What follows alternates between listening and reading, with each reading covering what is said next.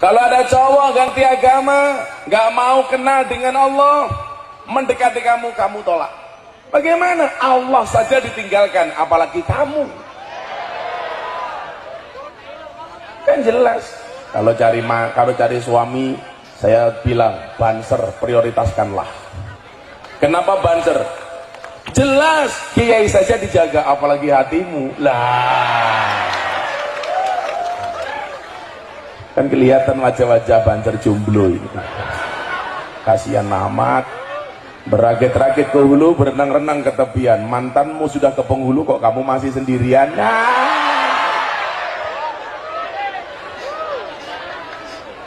Kasihan amat. Maka disitulah fungsi agama. Berfungsi sebagai apa? Controlling. Untuk mengkontrol sistem kehidupan kita. Pemerintahan dikontrol oleh agama pasti baik. Dan ada 6 agama yang diakui oleh undang-undang. Semuanya berhak menjalankan agamanya dengan baik dan benar tanpa harus mendapatkan tekanan dari pihak manapun. Betul? Makanya ketika rame di media sosial hari ini perusakan musola dan masjid di Minahasa, saya sampaikan, saya nggak setuju orang rusak masjid. Saya nggak setuju kalau gereja dirusak. Saya nggak setuju kalau tempat-tempat ibadah lainnya dirusak, termasuk pura, apapun itu. Kenapa? Karena semua agama yang diakui oleh undang-undang dijamin oleh pemerintah untuk melaksanakan perintah ajaran agamanya tanpa mendapatkan tekanan dari pihak manapun. Betul? Sekarang kan lagi rame di Minahasa itu, ada masjid dirusak oleh oknum-oknum beragama lain. Alasannya tempat tersebut 90% orang non muslim. Di Jawa banyak orang yang di tempat itu muslim tapi ada gereja, nggak ada masalah. Kenapa? Karena sudah diakui oleh undang-undang. Maka fungsi agama itu untuk kontrol. Supaya apa? Kita tidak kebablasan. Makanya kenapa saya masuk ke tempat-tempat hiburan malam, ke lokalisasi, ke kafe, ke diskotik. Jelas itu adalah pengajian paling menyenangkan sedunia. Kenapa? Ngajinya berpahala, matanya bervitamin. Saya ngaji wayu-wayu. Beda ning kono tuwa-tuwa. Kenapa? Karena pada dasarnya mereka juga butuh agama. Mereka juga butuh Allah. Makanya begitu saya ngaji di kafe kemudian menjadi rame, orang mengatakan itu nggak pantas pengajian di tempat-tempat maksiat. Saya jawab, lebih baik tempat maksiat untuk pengajian daripada tempat pengajian untuk maksiat. Apakah ada tempat pengajian untuk maksiat? Banyak. Kejadian pengajian saya yang dihadiri puluhan ribu orang, banyak yang kehilangan dompet dan HP. Copet itu goblok ya. Gobloknya copet di mana? Yang dicopet kok cuman dompetnya. Ketahuan digebuki kepalanya. Saya ini juga copet di diskotik, di dunia malam, di tempat lokalisasi. Tapi yang saya copet bukan dompetnya, hatinya. Kalau hatinya sudah kecopet, jangankan dompet-dompet lainnya pun pasti diberikannya. Wah, iya. Sok kabeh, los rarewel. Sing dicopet kok dompete, goblok atine. Itulah kemudian kenapa Deddy Corbuzier tuh akhirnya mau masuk Islam. Saya copet akal dan hatinya. Ini kan manusia super cerdas, lulusan S3, gelarnya PhD, filosofi doktor. Saking cerdasnya Deddy Corbuzier, rambut pun tidak berani tumbuh di kepalanya. Makanya dia paling marah kalau ditawari bintang iklan sampo. Susah, apa yang mau disampaikan? Kalau saya kemarin ditawari jadi bintang iklan kopi, gara-gara saya kalau pengajian sering ngopi. Tapi saya tolak, karena iklan kopi semuanya bohong. Kopi kapal api, dibuka kopinya nggak ada kapalnya, kan bohong Pak. Kopi susu, dibuka kopinya nggak ada susunya. Iklan itu yang jujur cuma satu, sarung gajah duduk, dibuka sarungnya ada belalainya lah.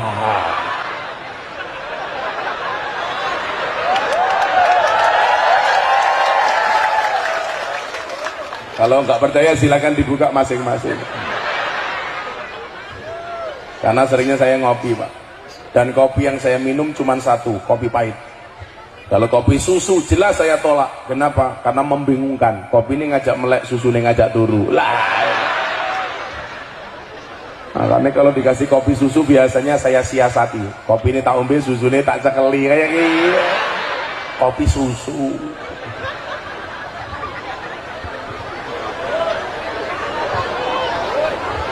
Shallu ala Nabi Muhammad. Mereka juga butuh agama sama dengan kita. Maka satu saat ketika saya pengajian di kafe, ada segerombolan orang Pak yang sok suci. Pengajian kita dibubarkan. Membubarkannya pun pakai teriakan takbir Allahu Akbar. Jadi Allahu Akbar untuk membubarkan pengajian saya di kafe. Kejadiannya sesaat sebelum saya datang. Begitu mbak-mbaknya sudah ngumpul, mereka siap-siap mau pengajian, tahu-tahu gerombolan ini datang. Kafenya diserang, botol dibanting dan lain sebagainya, sehingga mbak-mbak ini trauma untuk datang pengajian. Waktu itu saya jawab, kalimat takbir yang suci digunakan untuk membubarkan pengajian. Hebatnya di mana? Kalau dulu zaman Mbah Hasyim Asy'ari ketika resolusi jihad Allahu Akbar, santri semangat untuk membunuh penjajah. Sekarang kalimat takbir banyak disalahkan. Kalimat takbir bulan Ramadan untuk nutup rumah makan. Tutup rumah makannya Allahu Akbar. Ada pengajian di kafe dibubarkan pakai kalimat takbir. Aneh, kalimat suci untuk pembubaran pengajian. Pengajian saya di Cianjur, Jawa Barat dihadiri 15.000 orang, dibubarkan dengan kalimat takbir. Takbir, Allahu Akbar. Langsung saya jawab, Sami Allahu liman hamidah. Supirku melu jawab, Rabbana walakal hamd. Malah kaya wong sholat. Akhirnya waktu itu sama wartawan saya bilang, kenapa Gus Miftah tetap ngeyel pengajian di tempat seperti itu? Karena pada dasarnya mereka juga butuh Allah. Kita itu sering menjadi hakim bagi kesalahan orang lain dan menjadi jaksa bagi kesalahan kita. Kalau ada orang berbuat salah, kita vonis. Tetapi kalau kita berbuat salah, kita bela. Hakim bagi kesalahan orang lain dan jaksa bagi kesalahan kita sendiri.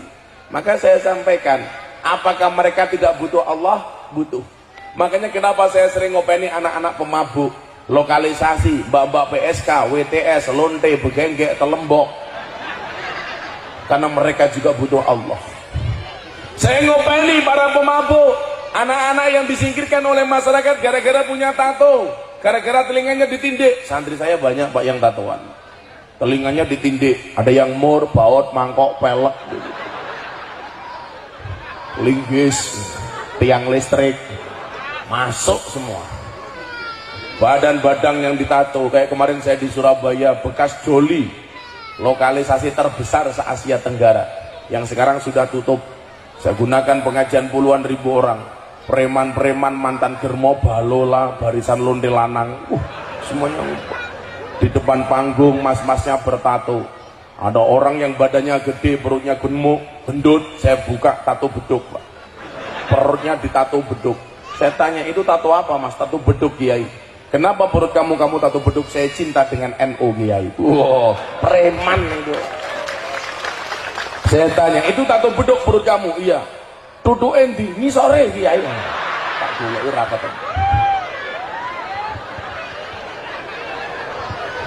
Duduk beduk Pak. Cie, mbak-mbaknya langsung bayangin duduk beduk. Jangan dong. Shallu ala Nabi Muhammad. Makanya orang yang beragama itu besok matinya pasti mutmainnah. Makanya kenapa bahasa Al-Quran faya ayya, kamu enak betul-betul tiap hari ketemu istri. Lah aku, saya ini pulang berarti besok total 15 hari baru sampai rumah. Kadang-kadang sering setelah 2 minggu pulang sampai rumah istri saya menstruasi. Ya Allah, nganggur Kiai. Padahal pulang lihatnya jamak takhir. Aduh. Maka istri saya bilang, Abah nikah lagi? Enggak. Serepi matamu, serepi. Bojo kok diserepi. Saya ngomong serepi mesti cangkeme rondo. Cie, kamu berharap ya. Nanti dia langsung bilang, tuku bawang keliru merico, wis kebajut sayang mong dianggap konco. Wah! Sorry ya Mbak ya, kita beda pemikiran ya.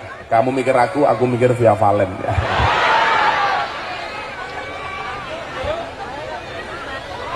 Rondo tua, ya kan gak mungkin aku nikah dengan janda tua. Kalau aku menikah dengan janda tua kan aku bisa mati duluan. Kan aku bisa keracunan. Keracunan apa? Susu kadaluarsa.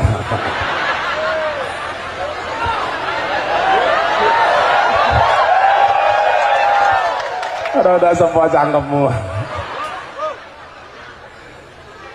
Saya tidak akan menikah lagi karena saya punya prinsip, lelaki yang hebat bukan lelaki yang mencintai banyak wanita, tetapi mencintai satu wanita dengan banyak cara. Oh, ngono Pak Polisi, rungane kupinge.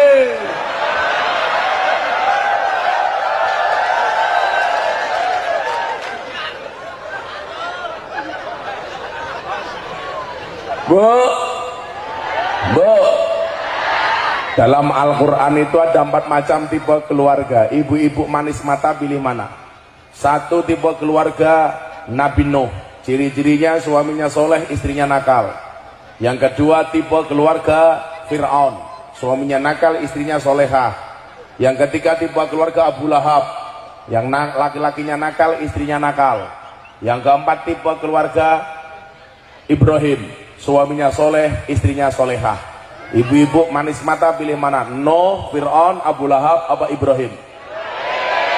Ibrahim, subhanallah. Dan Anda tahu Ibrahim istrinya 2.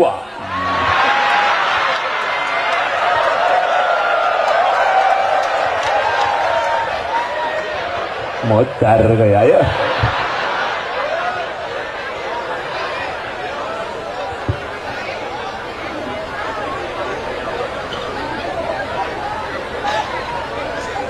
Saya mau tanya sama ibu-ibu, betul apa salah Bu? Kalau ibu-ibu pasti bilangnya salah. Itulah cowok, selalu salah di mata cewek. Shallu ala Nabi Muhammad. Orang yang punya agama, maka hidupnya akan teratur. Adunya nikmah menjadi nikmat. Kenapa? Hidupnya mengikuti perintah dan larangan. Maka definisi dari takwa sendiri itu apa? Imtisalu awamirillah wajtinabu nawahi. Melaksanakan perintah, tinggalkan larangan. Makanya kalau saya di kafe Pak, di anak-anak dunia malam, itu biasanya saya bagi 3 kelompok. 3 kelompok manusia. Tolong lihat jari saya, jangan lihat akik saya, oke? Malah pamer, tak copot wae sin aku. Muga-muga ketinggalan. Oh, tak nggo meneh. Oh, pengajian amplop ora jelas kelangan akeh.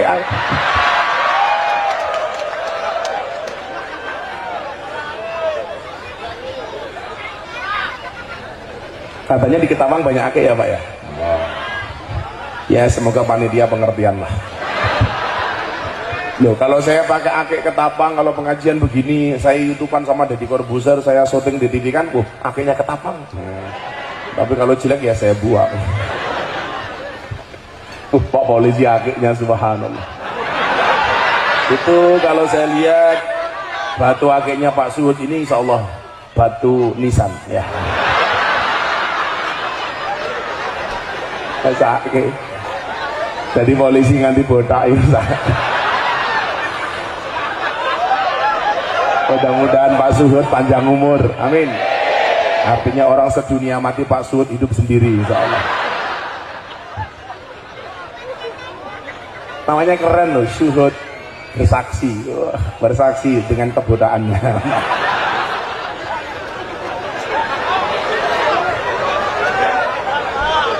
Itu Zuhud.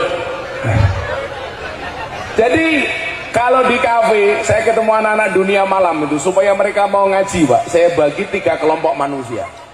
Yang pertama, orang yang melaksanakan perintah, meninggalkan larangan. Ini paling ideal, perintah agama. Perintahnya dilaksanakan. Sholat, sholat. Suruh puasa, puasa. Bayar zakat, bayar. Punya uang, naik haji. Ini idealnya. Perintah laksanakan, larangan tinggalkan.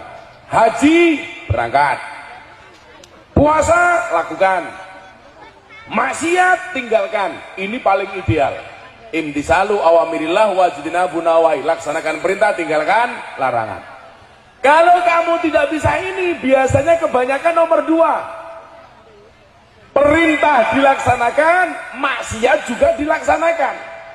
Ini namanya amar ma'ruf nyambi mungkar. Kalau yang pertama tadi amar ma'ruf nahi mungkar. Kalau yang kedua ini amar ma'ruf nyambi mungkar. Contohnya kiai pengajian nggak ada kipas angin. Lah ini amar ma'ruf nyambi mungkar.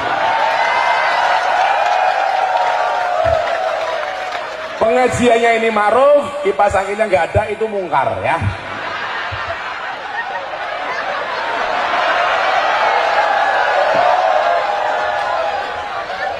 Yora cedak-cedak bro, masuk angin.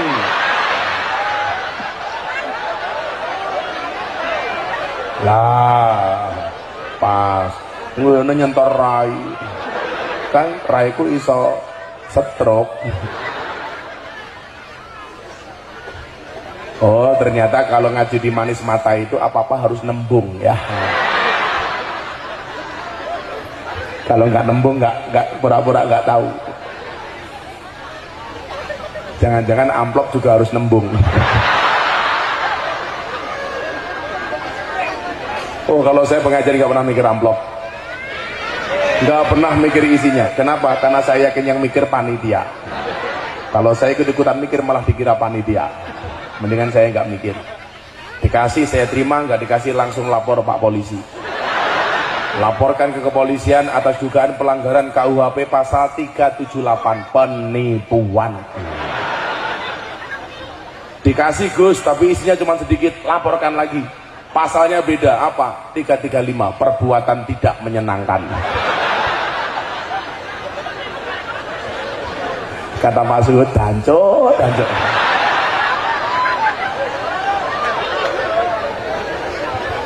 Sing kono serius ngaji niki mangan.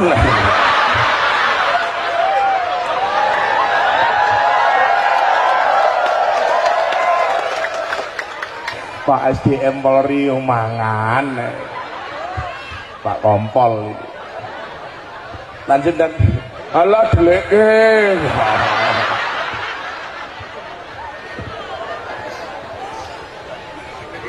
Saya itu seneng ngelandulah kanca-kanca polisi ngaji. Maka di mana-mana tak ajak ngaji teman-teman polisi itu.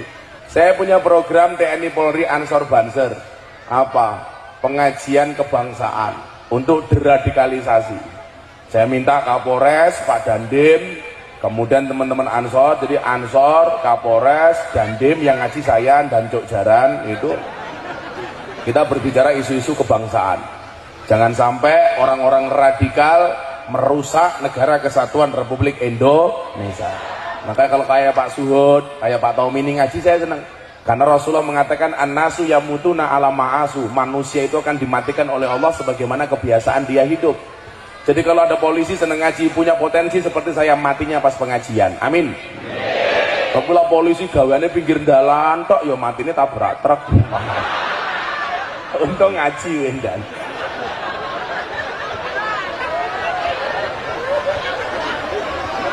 Jadi ini maksud, waduh, salah milih kiai. Ya lucu meneh. Wong ngaji dikai badokan mangane keprimen.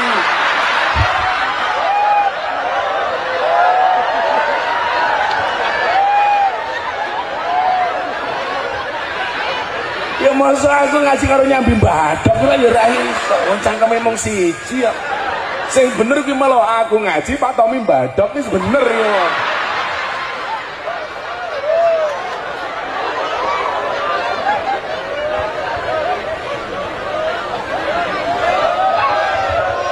Ya selawatan dulu ya, selawatan ya, selawatan. Ada hadrohnya di belakang. Ini hadroh. Ada temen ya. Oh jaga jarak ya. Sorry ya, kita beda level ya. Keren. Banyak di sini yang pakai kopiah NU. Yang pakai kopiah NU saya doakan masuk surga. Kopiahnya. Ya. Itu hadroh apa namanya? Al-Hikmah. Al-Hikmah. Sing wedok vokalisnya lemu men.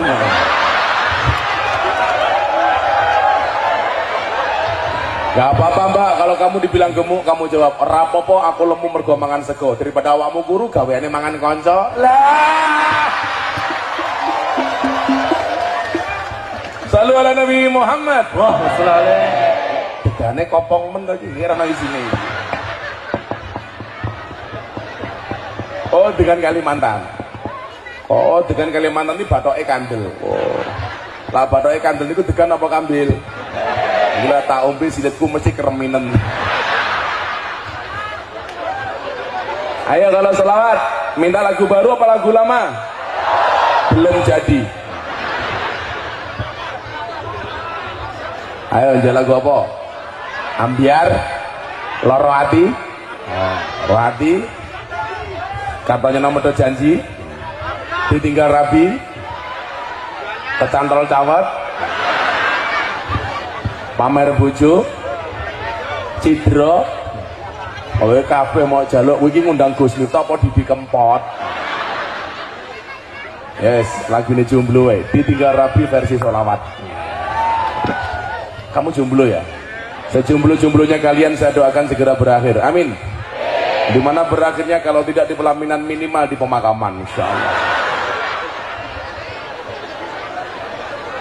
Pak Tommy ayo makan lagi gak apa-apa, santai aja, santai aja. Langsung puk.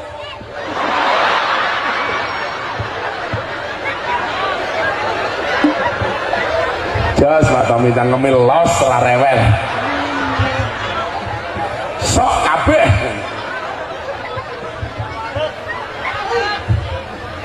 Ngersake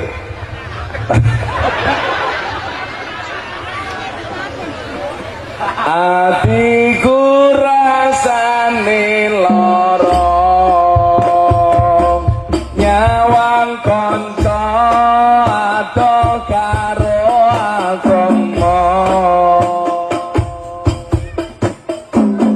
randuwe tata krama Qurane ra diwaca salate ya ditinggalno.